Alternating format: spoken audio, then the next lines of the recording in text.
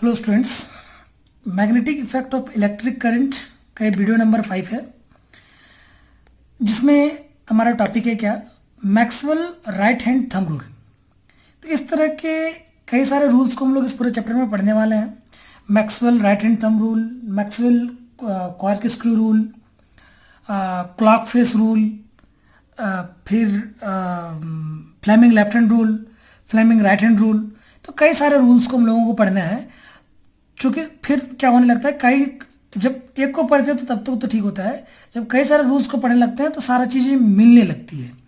तो हम लोग कोई भी रूल को पढ़ने से पहले सबसे पहले ये जानेंगे भाई कि उस रूल को पढ़ने का पर्पस क्या है, आखिर उस रूल को हम लोग पढ़ते क्यों हैं और उस रूल से हमें पता क्या चलता है।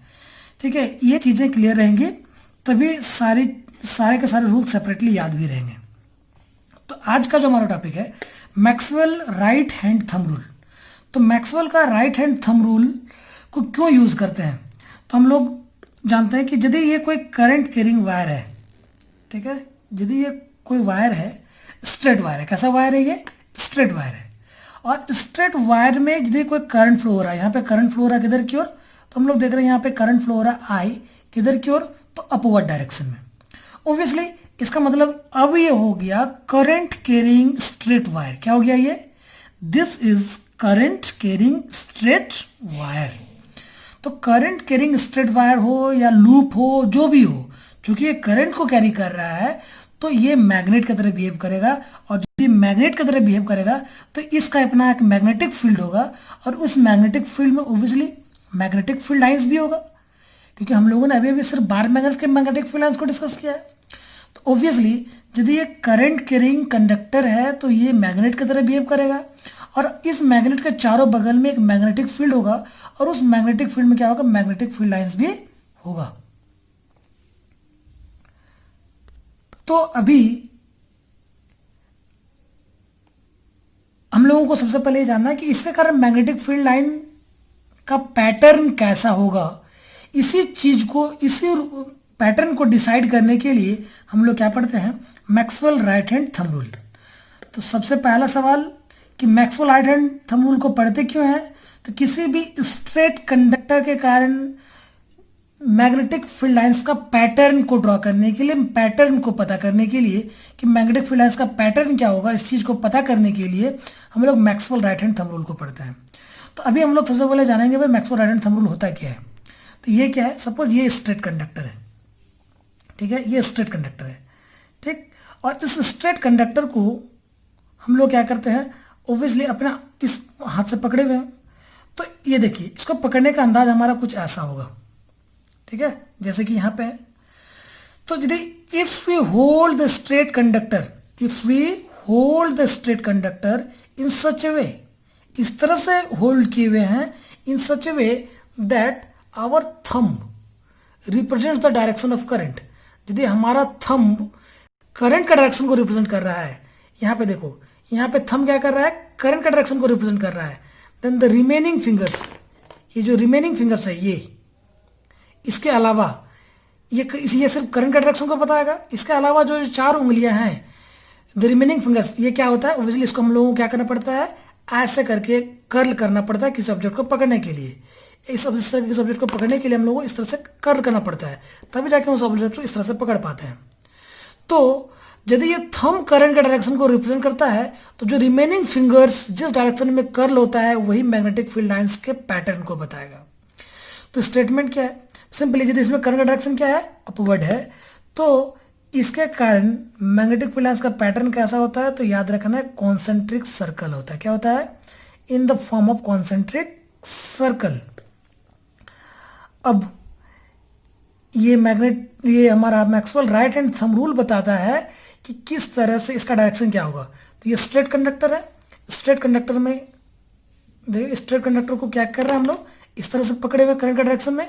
तो यदि करंट का डायरेक्शन अपवर्ड है तो हम लोग अपने उंगलियों को, बाकी उंगलियों को कैसे घुमा रहे हैं, तो ये देखो, इसको हम लोग बोलते हैं एंटी क्लॉकवाइज, क्योंकि घड़ी की सुई इस डायरेक्शन में चलती है, जबकि हम लोग उंगलियों को इस डायरेक्शन में घुमा रहे हैं, तो इसको क्या बोलेंगे, एंटी क्लॉकवाइज।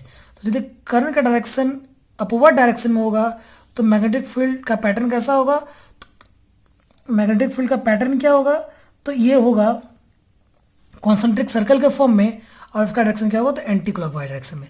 यही यदि ये डाउनवर्ड होगा तो देखो हम लोग बाकी की उंगलियों को क्लॉकवाइज डायरेक्शन में, बाकी की उंगलियों को मैग्नेटिक फील्ड का डायरेक्शन, यदि हम लोग करंट का डायरेक्शन को डाउनवर्ड करें तो बाकी की उंगलियों को हम लोग कैसे करते हैं, क्लॉकवाइज डायरेक्शन में घुमाते हैं। तो ऑब्वियसली करंट का डायरेक्शन बदलने से मैग्नेटिक फील्ड लाइंस का पैटर्न भी बदल जाता है। सिंपली याद रखना है, किसी भी स्ट्रेट कंडक्टर के कारण मैग्नेटिक फील्ड लाइंस का पैटर्न कैसा होता है, तो these are concentric circle whose centre lies at the centre at the conductor. इन सारे कॉन्सेंट्रिक सर्कल का जो सेंटर होगा वो कहाँ पे लाई करेगा, तो इस वायर पे, इस कंडक्टर पे लाई करता है। ठीक है, इसी कंडक्टर पे लाई करता है। अभी इसके बाद हमें यह भी जानना है कि इसके ऑब्वियसली देख लें हम लोग, यदि करंट का डायरेक्शन अपवर्ड, तो यहाँ पे हम लोगों को डायरेक्शन क्या मिला है, अपवर्ड, तो इसके कारण डायरेक्शन कैसा मिला है, एंटी क्लॉकवाइज। ठीक है, ये यदि करंट का डायरेक्शन हम लोगों को डाउनवर्ड मिलेगा तो ऑब्वियसली डेफिनेटली ये कैसा मिलेगा, तो क्लॉकवाइज मिलेगा। इसके बाद हमें ये चीज़ जानना है, इसका मतलब यही कि भाई करंट का डायरेक्शन बदलने से क्या होता है, मैग्नेटिक फील्ड का डायरेक्शन भी बदल जाता है। तो मैग्नेटिक फील्ड जो प्रोड्यूस करेगा स्ट्रेट करंट कैरिंग कंडक्टर, ये किन चीज़ों पर डिपेंड करेगा। ये जो मैग्नेटिक फील्ड होगा इसके कारण इसके अगल बगल में, वो किन दो चीज़ों पर डिपेंड करेगा। इसका मतलब इसका जो मैग्नेटिक फील्ड है ये दो चीज़ों पर डिपेंड करता है। किस पे, तो सबसे पहले मैग्नेटिक फील्ड का जो स्ट्रेंथ है ये दो चीज़ों पर डिपेंड करेगा। किस पे, एक तो सबसे पहले कि इससे कितना करंट पास हो रहा है, अमाउंट ऑफ द करंट पे, और दूसरा कि जिस पॉइंट पे वो लोग मैग्नेटिक फील्ड निकाल रहे हैं वो पॉइंट इस वायर से है कितना दूर। That means it will depend upon the distance, also depend on the distance. ठीक है, तो ये होता है Maxwell right hand thumb rule का एप्लीकेशन। ये जो काम हम लोग Maxwell right hand thumb rule से किए, यही काम हम लोग क्या कर सकते हैं, तो क्वार्क स्क्रू रूल से भी कर सकते हैं। तो इसी पर्पज से एक दूसरा रूल भी इस्तेमाल होता है जिसे को हम लोग मैक्सवेल राइट हैंड या मैक्सवेल क्वार्क स्क्रू रूल भी बोलते हैं, right handed quark screw rule भी बोलते हैं। ठीक है, मैक्सवेल क्वार्क स्क्रू रूल।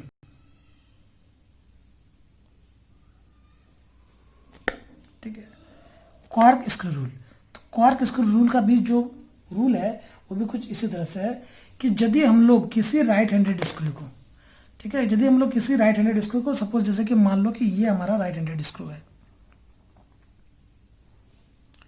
हम लोग एक राइट हैंडेड स्क्रू बनाने की कोशिश कर रहे हैं। ये सपोज हमारा एक राइट हैंडेड स्क्रू है। ठीक है, ये होता है हमारा राइट हैंडेड स्क्रू। सपोज ये हमारा एक राइट हैंडेड स्क्रू है। इस राइट हैंडेड स्क्रू को यदि हम लोग डाउनवर्ड ले जाना चाहेंगे,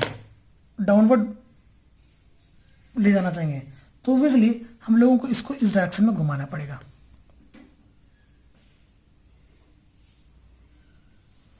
ठीक है, क्लॉकवाइज डायरेक्शन में। यदि हम लोग, आप लोग देख सकते हैं ये स्क्रू यदि होगा, सपोज ये कोई स्क्रू होगा, और यदि हम लोग इसको डाउनवर्ड ड्राइव करना चाहेंगे तो इसको हम लोगों को कैसे घुमाना पड़ेगा, तो क्लॉकवाइज घुमाना पड़ेगा।